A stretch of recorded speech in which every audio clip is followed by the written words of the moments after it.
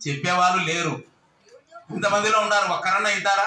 వింటారు, ఖచ్చితంగా నేర్చుకుంటారు. అట్లా ఎందుకంటే కుంకుమ అనేది మన హిందూ సంప్రదాయం. మన హిందూ సంప్రదాయాలను మనం మర్చిపోతున్నాం. అంటే అటనట్టు స్టిక్కర్లు పెట్టుకుంటున్నాం. పువ్వు ఖచ్చితంగా పెట్టుకొని తీరాలా. ఏడన్నా ఉంటుంది కదా, ఇంతకుముందు తోటల కాడికి కింద పోయేటప్పుడు అటు పువ్వు ఉంటే పెట్టుకొని పోతారు. ఏది లేకపోతే తంగెడు పువ్వు కూడా పెట్టుకొని పోతారమ్మా మా అమ్మగారు అందరూ. తంగెడు పువ్వు అట్లా తీరుకొని తంగెడు పువ్వు పెట్టుకొని పోతారు. పువ్వు ఉండాలనేది వాళ్ళకి. ఆ సంప్రదాయాన్ని, హిందూ సంప్రదాయాన్ని మనం పాటించుకోవాలి. మనం మర్చిపోకూడదు. మన పిల్లలకు కూడా నేర్పించాలి. మనకి ఎన్నో తెలియనేటి ఎన్నో ఉన్నాయేమో. మన ఋషులు ఎన్నో తపస్సు చేసి ఇటువంటివన్నీ కనుక్కున్నారు. మీకున్నే శక్తులు ఎవరికీ లేవు. దాన్ని మీరు కాపాడుకోవాలి. ఇంట్లో కూడా పక్కనే మీరు లేస్తానే మీరు కసు నొక్కోవాలా. ఇంట్లో మీ ఆయనకి స్నానం చేయమనాలా. 7 వరకు పండుకుని కాదా ధర పండుకోకూడదు, దరిద్రం. స్నానం చేయి, దీపం పెట్టు. మీరు పెట్టకూడదు, మీరు గంట వాంచకూడదు, పూజ చేయకూడదు, మంత్రం చెప్పకూడదు, ఏం చేయకూడదు. వాళ్ళే చేయాలి. అది మగవానికి ఇచ్చిన దేవుడు ఇచ్చినది. మీకు ఇచ్చే శక్తులు మీ, ఆయనకి ఇచ్చే శక్తి ఆయన. మీరు అందరినీ పంపించిన తర్వాత 9 గంటలకు దీపం పెట్టుకుంటున్నారు. కానే కాదు, 6కి అయిపోవాలి. ఇద్దరు లేయాలి, 5కు 8కి పండుకోండి. వాళ్ళతో దీపం పెట్టండి. ఈ పొద్దు నుంచి మీరు పెట్టాకండి.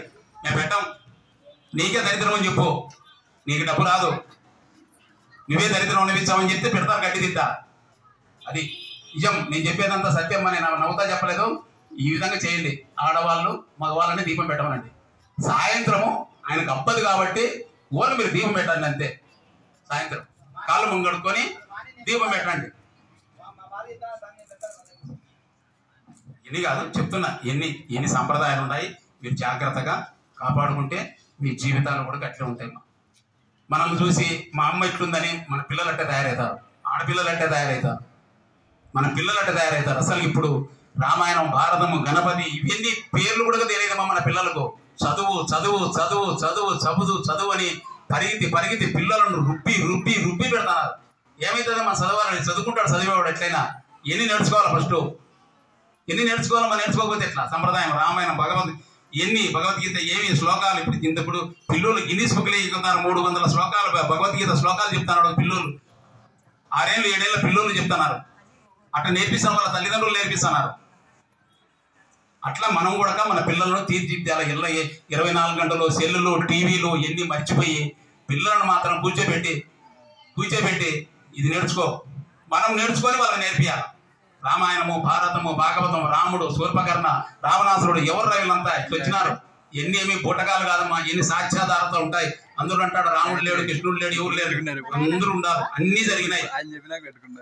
అవన్నీ లేకపోతే మనకి ఎన్ని నేర్పించే వాళ్ళు ఉంటారు. అందువలన దయచేసి మీ పిల్లలకు ఇప్పటి నుంచి అయినా కానీ కూడా రామాయణము, భారతము, భాగవతం మీకు తోచినేటి శ్లోకాలు కానీ ఏమైనా కానీ నేర్పించండి. నిజం ఖచ్చితంగా చెప్తానమ్మా, దయచేసి నేర్పించండి. ఇంకో పెట్టుకున్నారు కదా,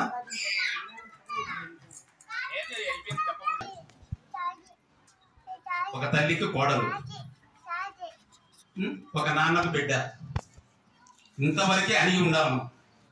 ఎప్పుడైతే మనము నేను సంపాదించాము అని అహంకార పడతామో ఆ కుటుంబం పతనం అవుతారు. మనం ఎంత వచ్చినా కూడా నీకే ఉండాలి. మన బిడ్డలు కానీ వాళ్ళకు కూడా అదే చెప్పుకుంటూ రావాలి.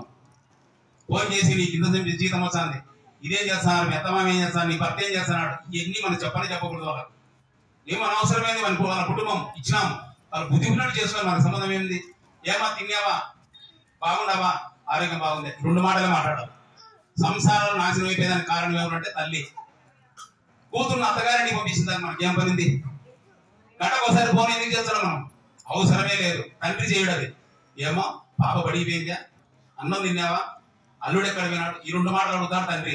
కానీ తల్లి ఎక్కడ కాదు. ఏం చేసినావు, ఏ వంట చేసినావు, భర్త అడిగిన నీ అల్లుడు వస్తున్నాడా, నీ భర్త వస్తున్నాడా, నీకు లేదా, సాయంత్రం నీకు వస్తున్నాడు, నీకు ఎందుకు వచ్చేమి, ఆయన సంసారం చూసుకోలేదు. అట్లన్నా దయచేసి మీరు బిడ్డను నాశనం చేసే దాంట్లో మొదటి పాత్ర వహిస్తున్నారు. ఇవన్నీ గ్రహించుకోవాలి మనం.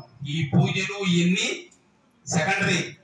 ఫస్ట్ ఏం చేయాలంటే మన సంసారాన్ని, మన అత్తమామలను, మన తల్లిదండ్రులను, మన పిల్లలను చక్కగా చూసుకుంటూ పోషించుకుంటూ వస్తే ఇవన్నీ చేయకుండా కూడా ఫలితం భగవంతుడు ఇస్తాడు.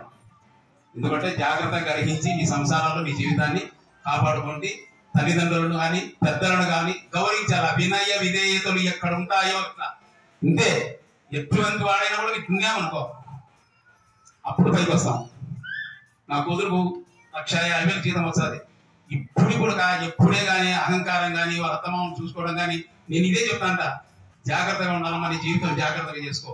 ఈ కింద జీతం వచ్చా నువ్వు గడపడాకు. ఇదే చెప్తాను. 3 లక్షలు జీతం వచ్చాదని నువ్వు 20 తెచ్చిన ఉంటుందని ఎప్పుడు కానీ బాగుండడం కానీ అట్లా ఇట్లా ఏమీ కానీ చేసుకోవద్దు. బట్టలు కట్టుకోవడం కానీ అట్లా ఇట్లా సింపుల్ గా ఉంటారు. అట్లా మీరు కూడా చెప్పుకుంటూ పోవాలి. జాగ్రత్తగా ఉంటే ఇప్పుడు మనం కూడా బాగుంటాయి. దీర్ఘాయుష్మాన్